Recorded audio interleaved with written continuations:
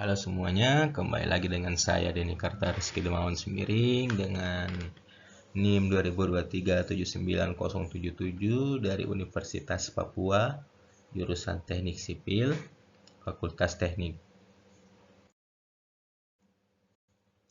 Pada kesempatan kali ini saya akan membahas tentang distribusi tegangan di dalam tanah pada bagian beban titik dan beban terbagi rata berbentuk lingkaran. Jadi mari kita mulai sekarang.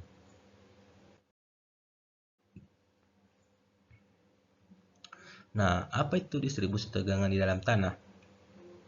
Distribusi tegangan di dalam tanah adalah cara tegangan tersebar atau dialirkan melalui tanah akibat beban yang diberikan.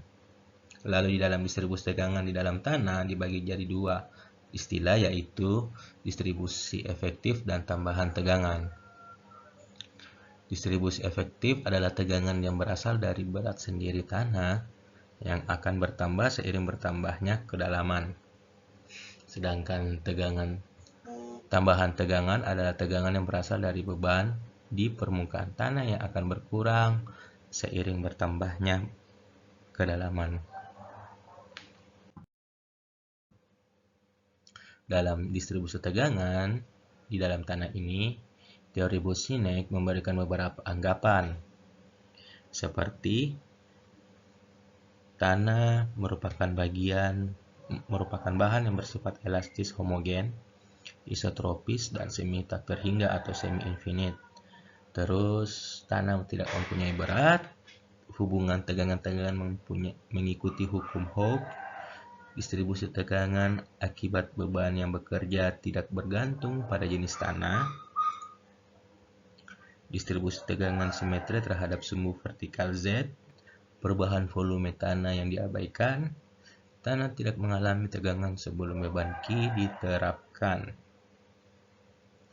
Nah, sehingga dirumuskannya seperti ini, di mana delta sigma Z-nya ini sama dengan 3Q per 2PZ kuadrat dalam kurung, buka kurung, 1/1 tambah dalam kurung R per Z tutup kurung kuadrat ditutup kurung lagi pangkat 5/2.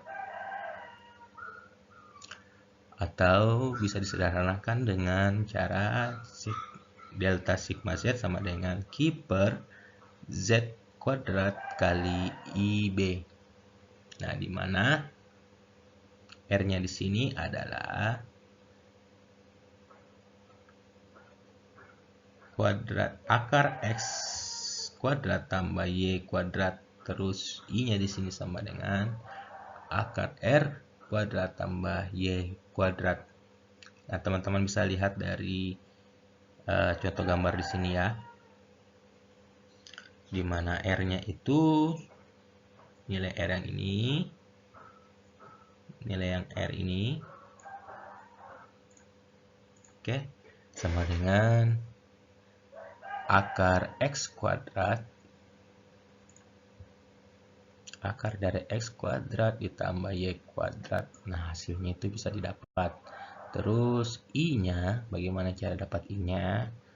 Itu sama dengan R kuadrat tambah Y kuadrat. Itu di akar R kuadrat tambah Y kuadrat. Lalu I-nya dari tadi itu di rumus sebelumnya adalah IB sama dengan 3/2pi buka kurung 1/1 tambah buka kurung R per Z tutup kurung kuadrat ditutup kurung lagi pangkat 5/2. Tapi teman-teman, di sini saya mau membagi sedikit, ada alternatif lain untuk mencari nilai I di sini dengan cara menggunakan tabel. Seperti, nah teman-teman bisa lihat di sini tabelnya untuk variasinya ya. Tabel variasinya di mana RZ ada di sini sama I. Oke. Mari kita sama-sama fokus di sini untuk nilai RZ-nya ya. Nilai RZ di sini.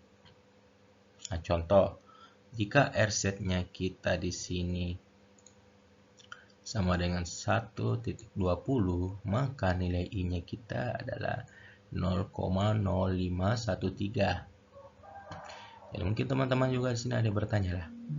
Jikalau misalnya kita punya nilai RZ itu 1.10, di sini tidak ada 1.10 dari 0 sini sampai titik sini sampai di 5. Nah, kita nggak punya di sini kelihatan di dalam tabel, nggak kelihatan ya 1.10. Nah, gimana cara dapatnya? Nah, caranya itu kita interpolasi. Kita menggunakan dengan cara interpolasi supaya mendapatkan nilai I-nya di antara 1.0 ini sama 1.20 ini. Jadi kita menggunakan nilai interpolasi dengan cara nilai interpolasi. Nah, teman-teman, kita langsung ke dalam contoh soal ya.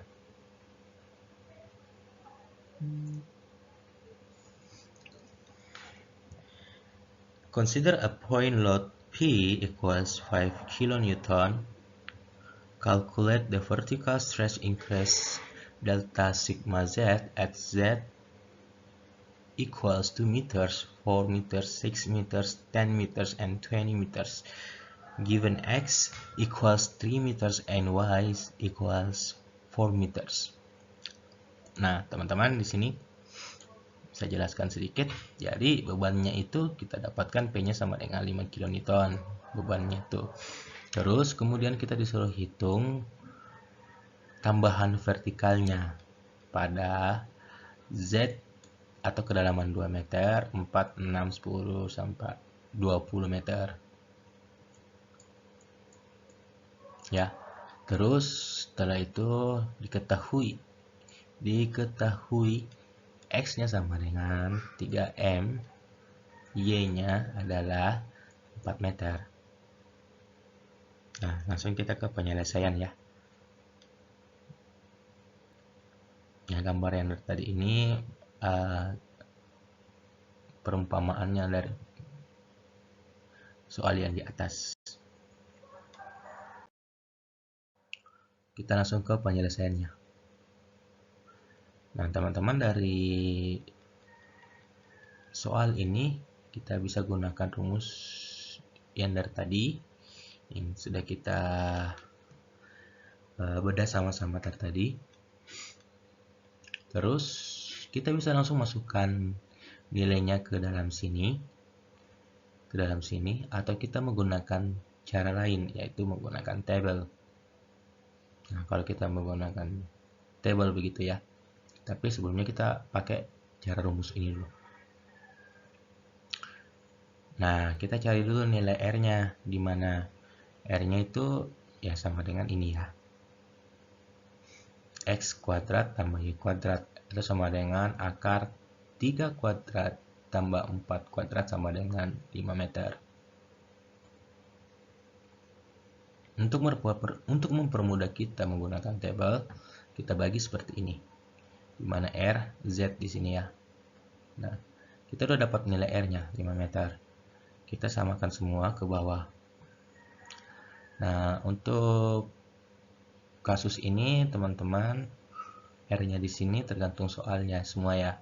Karena kita sudah dapat 5 meter di sini. Jadi ini tergantung soal, setiap soal pasti berbeda-beda juga nanti R-nya. Terus shape-nya itu kedalaman yang disuruh dari tadi ya. Nah, dari 0, 2, 4, 6, 10 sampai 20. Nah, setelah kita mendapatkan nilai R sama Z-nya ini, kita cari nilai RZ-nya. Nah, kita hitung nilai RZ-nya supaya dapat nilai I-nya ya. Di mana 5 dibagi 0 sama dengan tidak terdefinisi. Lalu 5 dibagi 2 ini dibagi 2 sama dengan 2,5, 5 bagi 4 sama dengan 1,5, sampai di 5 bagi 20 sini sama dengan 0,25. Nah, setelah mendapatkan nilai RZ-nya, otomatis kita mendapatkan nilai I-nya. Dari mana kita dapat nilai I di sini? Nah, dari tabel sebelumnya yang dari tadi yang teman-teman saya perlihatkan, kita bisa cari situ nilai RZ-nya berapa, terus masukkan ke dalam sini. Nah, setelah nilai I-nya diambil dari tabel sebelumnya, kita mendapatkan nilai I-nya itu, maka masukkan ke dalam persamaannya. Dalam persamaan ini ya, dimana delta sigma Z-nya sama dengan Q per Z kuadrat kali IB. Maka hasilnya seperti ini. Untuk kedalaman 0 meter, ya 0 meter. Terus kedalaman 2 meter sama dengan 0,0043. Terus kedalaman 4 meter sama dengan 0,0133 sampai di kedalaman 20 meter sama dengan 0,0051. Nah, ini semuanya ini adalah tambahan tegangan dari masing-masing titik. Di 2 meter tambahannya 0,43. Terus sampai di 20, kedalaman 20 adalah tambahan tegangannya itu 0,0051. Nah, ini adalah tegangan akibat beban titik. Selanjutnya, kita akan pindah ke beban terbagi rata berbentuk lingkaran. Kita sudah bahas data untuk beban titik. Kita melangkah selanjutnya ke beban terbagi rata berbentuk lingkaran.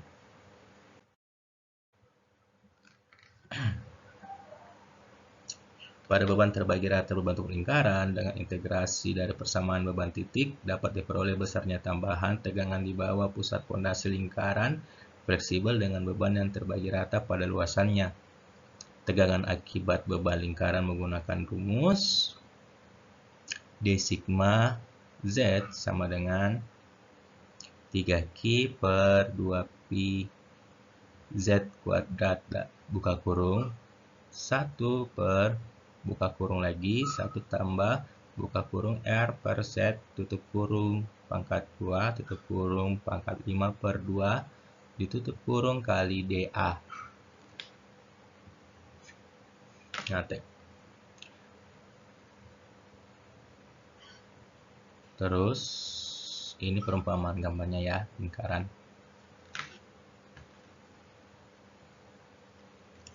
Karena DA sama dengan R di sini, terus DA juga sama dengan DO dan DR di sini, maka nilainya itu terintegrasi. Lalu diperoleh persamaan tegangan di bawah pusat beban terbagi rata berbentuk lingkaran. Nah, seperti rumus ini, delta sigma Z sama dengan Q dalam kurung 1 kurang 1 per 1 tambah dalam kurung R per Z tutup kurung pangkat 2 tutup kurung lagi pangkat 3 per 2. Maaf, ini I ya. Sama dengan Q per I. Nah, untuk nilai I di sini ada alternatif lain di mana kita menggunakan grafik ya. Ini grafiknya di mana nilai yang di atas ini adalah faktor pengaruh I dalam bentuk persentase. Terus kalau yang di bawah sini itu ZR. Oke. Lanjut saja, kita langsung ke contoh soal ya.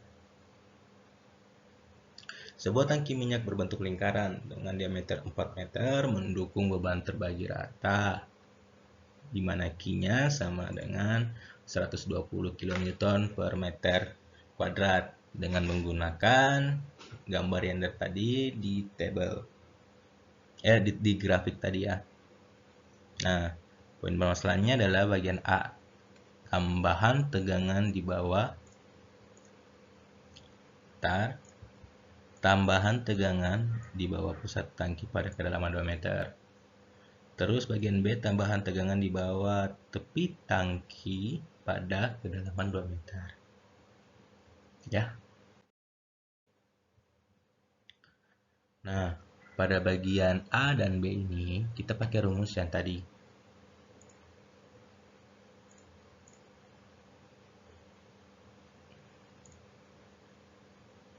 di mana delta sigma Z-nya sama dengan Q dalam buka kurung 1 kurang 1 per buka kurung 1 tambah buka kurung R per 2 tutup kurung pangkat 2 tutup kurung 3 per 2 tutup kurung, atau sama dengan Q kali L, Q kali I.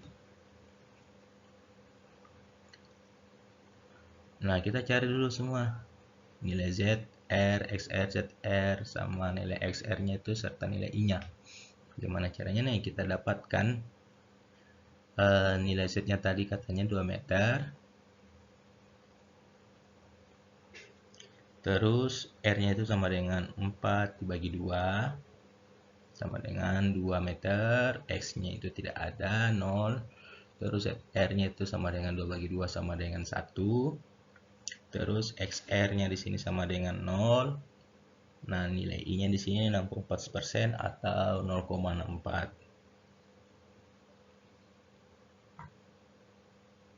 Nah, gimana caranya kita mendapatkan nilai 0,64 ini ya?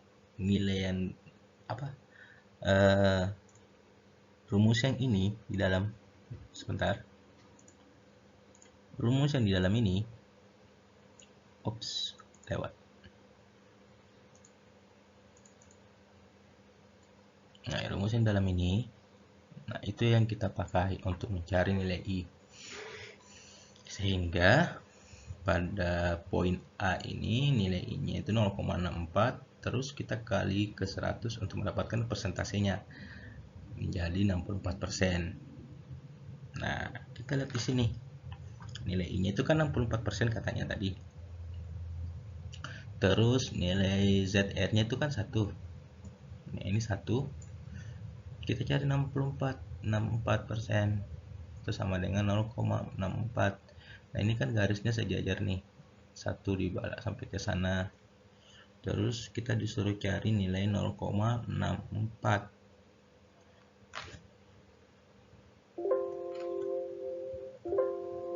Aduh. 0,64. Nah, di sini kan 60, 65, 70, 80, 90, 80, 85, 90 sampai 100. Nah, kita punya di sini 64%. 64% berarti di antara 65 ini ya. Sebelumnya 65 nih. Berarti 65 kan dia di ini garis yang di atas ini 0, berapa nih? 0,75. Terus 0,75 yang pas di garis 65 nih. Di sini ya. Ini 65, berarti 64 itu di sebelahnya. Atasnya sedikit di sini, berarti jadi 0,64. Terus bagian A clear. Gimana caranya clearnya? Kita masukkan delta sigma Z-nya itu sama dengan QL yang ini. Maaf. Yang ini, delta QL ini sama dengan 120 kali 0,64. 120 dari mana? Nah, ini nilai Q yang kita sudah dapat dari soal. 0,64 yang ini ya. Kenapa nggak dipakai 64%?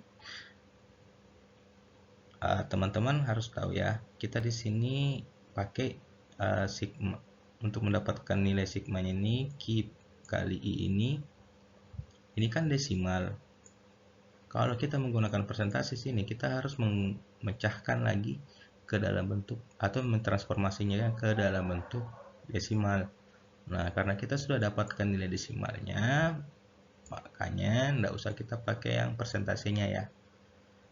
Nah, sama dengan nilainya 76,8 kN per meter kuadrat. Selanjutnya, untuk bagian B ini, rumusnya masih kita sama gunakan ya. Terus kita mencari lagi nilai ZR, X, ZR-nya, XR-nya sama I-nya. Nah, di sini nilai I-nya itu 0,33% ya. Sehingga kalau kita mau lihat di sini ZR-nya masih tetap 1, masih tetap di sini 1 di 33%. 33%. Berarti di sini agak sedikit di sini. Kita garis ke bawah ini, terus ini garis 1. Nah, itu dia. Di Poisson 1. Udah benar ya. Udah, langsung saja kita ke hasil akhirnya, dimana I-nya ini I kali I sama dengan 120 kali 0,33 sama dengan 39,6 kN per meter kuadrat.